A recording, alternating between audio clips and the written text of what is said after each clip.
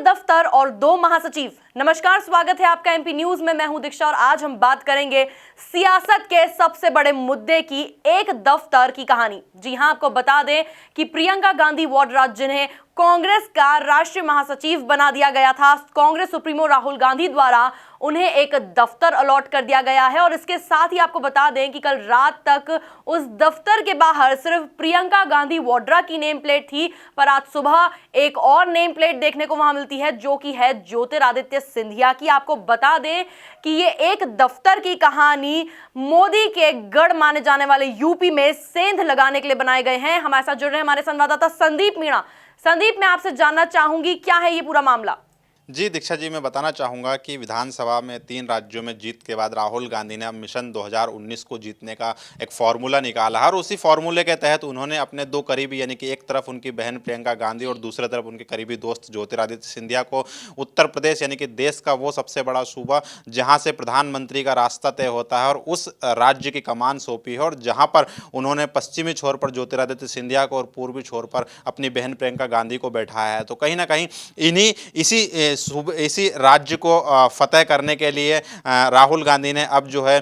दोनों ही राष्ट्रीय महासचिवों को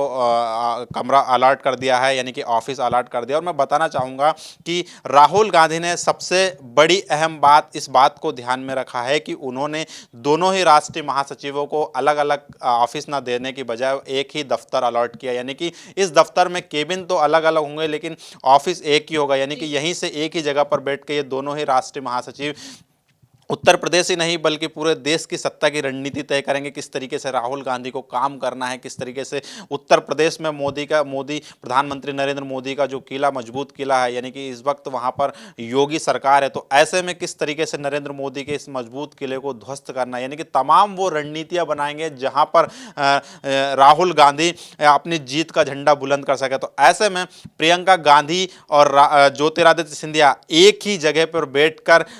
मिशन 2019 की तमाम वो स्क्रिप्ट लिखेंगे, जिससे कि कांग्रेस अब जो है केंद्र की सत्ता पर काबिज होती नजर आए। तो संदीप, हम इससे ये मान सकते हैं या कह सकते हैं कि दो एक्सपर्ट माइंड मिलके आगे आने वाले मिशन 2019 का चेंज बन सकते हैं। संदीप, एक प्रश्न और उठ रहा है कि जिस तरह से हम सभी जानते हैं प्रियंका गांधी वाड्रा गांधी परिवार से संबंध रखती है और जिस तरह से वो राहुल गांधी की बहन है, तो कहीं ना कहीं ये जाहिर सी बात है कि राहुल गांधी अपनी बहन को ज्यादा तवज्जो देते, ज्यादा प्रिविलेज देते, पर ऐसा न करते हुए उन्होंने ज्योतिरादित्य सिंधिया को भी उतनी ही फैसिलिटीज, उतनी ही सुविधाएं उपलब्ध करवाई है जितनी उन्होंने अपनी सगी बहन को। तो इन सारी चीजों से राहुल गांधी पूरे देश में क्या संदेश देना चाह रहे हैं? जी दीक्षा जी, ये बात आपकी साफ तौर पर सही है कि राहुल गांधी की बहन प्रियंका गांधी है, लेकिन मैं आपको बता देना चाहता हूं कि प्रियंका गांधी की तरह ही ज्योतिरादित्य सिंधिया भी राहुल गांधी के उतने ही करीबी है कि चाहे बात वो पार्लियामेंट की हो, चाहे राजनीति की हो, तमाम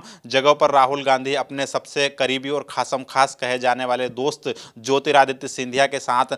देश की राजनीति में नजर आते रहे हैं। तो मैं यहाँ पर बताना चाहूँगा कि इसी को ध्यान में रखते हुए राहुल गांधी ने एक रणनीति बनाई है और एक देश को ये संदेश देने की कोशिश की है कि भले ही विपक्ष पार्टियां जो है, तमाम जो राजनीतिक दल है, कांग्रेस पर वंशवाद का आरोप लगाते रहे, लेकिन कांग्रेस एक है और वो तमाम राजनेताओं को एक साथ लेकर चलती है। और इसी का संदेश देने के लिए उन्होंने प्रियंका गांधी के साथ ज्योतिरादित्य सिंधिया को भी उतनी ही तरजीह दी है जितना कि उन्होंने अपनी सगी बहन को दी है। तो यहाँ पर एक बड़ा मैसेज भी है और मैसेज के साथ में वो कॉम्बिनेशन भी देखने को मिलेगा। दोनों ही राजनेताओं में, प्रियंका गांधी की बात हो या ज्योतिरादित्य सिंधिया की है, दोनों ही अपने अपने क्षेत्र में महारत हासिल है। मैं बताना चाहूँगा कि प्रियंका गांधी, ज्योतिरादित्य सिंधिया ने तो अपना कार्यभार संभाल लिया, हालांकि अभी प्रियंका गांधी ने अपने जो है पद का कार्यभार नहीं संभाला है। इससे पहले प्रियंका गांधी की एक खबर आई है कि वो अपना राहुल गांधी से मुलाकात करने से पहले और कार्यालय में पहुँचने से पहले बस्ती क्षेत्र में पहुँची और यहाँ पर उन्होंने गरीब समुदाय के लोगों से मेलजोल करी। तो यहाँ पर पूरी एक प्रियंका गांधी का और ज्योतिरादित्य सिंधिया का वो फॉर्मूला दिखता हुआ नजर आ रहा है, जिसके तहत राहुल गांधी ने उन्हें कमान सौंपी है। तो मैं कहना चाहूँगा दीक्षा जी कि जिस तरीके से राहुल गांधी अब रणनीति बना रहे, क्योंकि मध्य प्रदेश की बात हो या राजस्थान की बात हो या छत्तीसगढ़ की बात हो, तमाम जितने भी विधानसभा चुनाव लड़े हैं और अब लोकसभा चुनाव की बात हो, तो कांग्रेस का एक ही नारा है कि ये वक्त है बदलाव का। तो वक्त है बदलाव के साथ अब कांग्रेस भी पूरी तरीके से बदलते हुए नजर आ रही है और राहुल गांधी का अब जो सीक्रेट गेम प्लान है वो मिशन 2019 को लेकर शुरू होगा और अपने उसी गेम प्लान के तहत वो तमाम उन समीकरणों को ध्यान में रख रहे हैं जिसके तहत देश की जनता को और उन लोगों को यह संदेश दिया जा सकता है कि जो कांग्रेस पर तमाम तरह के आरोप लगाते हैं वंशवाद के, उनको यह संदेश दिया जाए कि कांग्रेस एक है। तो कहीं ना कहीं यही पूरी एक रणनीति है राहुल गांधी को और इसी रणनीति के तहत दोनों ही राष्ट्रीय महासचिव को एक ही कमरे में बैठाकर वो मध्य प्रदेश के वो और प्रधानमंत्री नरेंद्र मोदी के उस सबसे मजबूत किले को ध्वस्त करना चाहते हैं, जिसकी वजह से आज देश में